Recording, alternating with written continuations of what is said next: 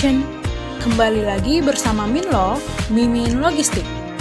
Di video kali ini, Minlo akan membahas materi tentang freight forwarding. Yuk kita mulai! Apa itu jasa freight forwarding? Freight forwarding adalah organisasi atau individu yang bergerak serta bertanggung jawab dalam mengatur pengangkutan barang dari titik asal ke titik tujuan. Pengangkutan barang dapat dilakukan dengan moda transportasi darat, air, udara, dan juga pipa. Freight forwarder dapat disebut juga sebagai arsitek transportasi atau pergerakan barang. Freight forwarding juga dapat melakukan pengepakan barang, mengurus dokumen, dan proses lain yang terkait dengan pengiriman barang.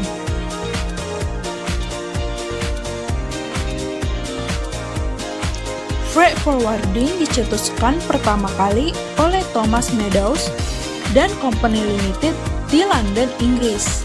Menurut Understanding the Freight Business yang ditulisnya pada tahun 1972, munculnya transportasi kereta api dan kapal uap dapat menciptakan permintaan untuk industri pengiriman barang yang masih baru, sehingga perdagangan berkembang antara Eropa dan juga Amerika Utara. Seiring berkembangnya waktu, freight forwarding mulai berkembang ke seluruh dunia. Jadi terbentuklah Asosiasi International Freight Forwarder pada tahun 1925, yaitu Federation International Desk Association, The Transitaires et Assimiles, atau disingkat FIATA, yang saat ini memiliki anggota lebih dari 35.000 organisasi freight forwarder. Terdapat evolusi perkembangan forwarder, supply chain management, dan penyedia jasa logistik. Pertama adalah first party logistik. Ini dapat berupa EMKL atau ekspedisi muatan kapal laut, EMKU atau ekspedisi muatan kapal udara, dan ahli PPJK. Yang kedua, two-party logistik. Dapat berupa one-stop service, door-to-door, freight forwarder, dan multimodal transport operator. Selanjutnya, third-party logistik. Ini dapat berupa end-to-end logistik dan penyedia jasa logistik 3PL. Dan yang terakhir, fourth-party logistik. Dapat berupa supply chain management seperti konsultan logistik 4PL. Kenapa suatu perusahaan atau individu menggunakan jasa freight forwarding dalam pengiriman barangnya? Alasan yang pertama adalah freight forwarder dapat dengan mudah mengurus persyaratan pengiriman barang. Karena freight forwarding wajib memahami peraturan, undang-undang, dan dokumen yang dibutuhkan untuk mengirim barang dan menerima barang. Alasan kedua, karena freight forwarder memiliki relasi yang luas, jadi dapat bernegosiasi dan bisa mencari rute dengan harga yang terbaik. Kemudian, jasa freight forwarding dapat memberikan jaminan asuransi yang dibutuhkan dalam proses pengiriman barang untuk dapat melindungi barang tersebut.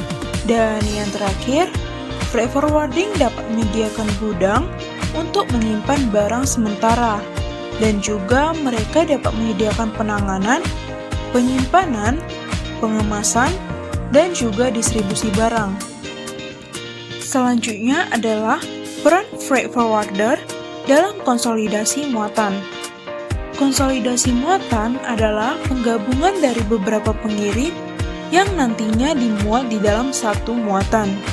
Penggabungan ini dapat menghasilkan keuntungan dalam hal waktu dan juga tenaga, karena hanya perlu menangani satu muatan yang. Freight forwarder juga berperan sebagai operator dan bertanggung jawab dalam hal pengangkutan barang. Dalam hal ini, freight forwarder memiliki peran utama sebagai vessel operating multimoda. yaitu operator transportasi dalam melaksanakan semua jenis pengangkutan dengan cara pengiriman door-to-door dengan satu dokumen intermodal yang berbentuk FBL atau Viata Combined Transport Bill of Lading. Yang kedua, sebagai Non-Vessel Operation atau NVO, yaitu di mana operator muatan mengurus pengangkutan laut dari pelabuhan satu ke pelabuhan lain dengan menggunakan House Bill of Lading. Dan yang ketiga, sebagai Non-Vessel Operator Common Carrier atau NVOCC, yaitu melayani transportasi multimodal dengan menggunakan House Bill of Lading dari Viata untuk jadwal pelayaran yang tetap dan melaksanakan konsolidasi muatan. Seperti yang kita tahu, kegiatan ekspor dan impor pasti membutuhkan dokumen yang berperan sebagai identitas dan juga penunjang kegiatan ekspor atau impor. Dokumen yang diperlukan dalam hal kegiatan ekspor atau impor ada Bill of Lading atau Airway Bill, Shipping Instruction, Packing List, Invoice, Certificate of Origin, pemberitahuan ekspor barang atau PEB, dokumen fumigasi, dan manifest.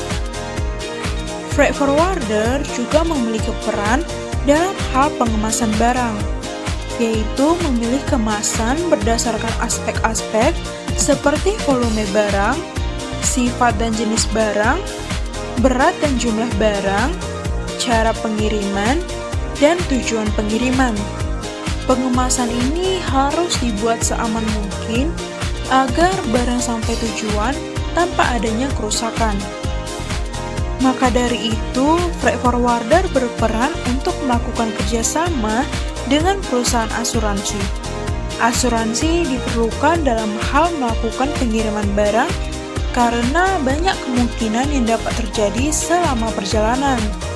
Asuransi ini dapat sebagai antisipasi dan perlindungan dari bahaya yang mungkin terjadi.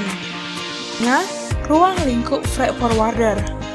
Ruang lingkup ini terbagi menjadi dua, yaitu yang pertama, atas nama shipper atau eksportir, di mana forwarder akan memilih rute dan moda angkutan yang tepat, mempelajari term and condition di negara shipper maupun di negara penerima kargo, memesan ruang kapal, menerima kargo, dan menerbitkan dokumen yang diminta shipper, mengemas kargo, dan lain sebagainya.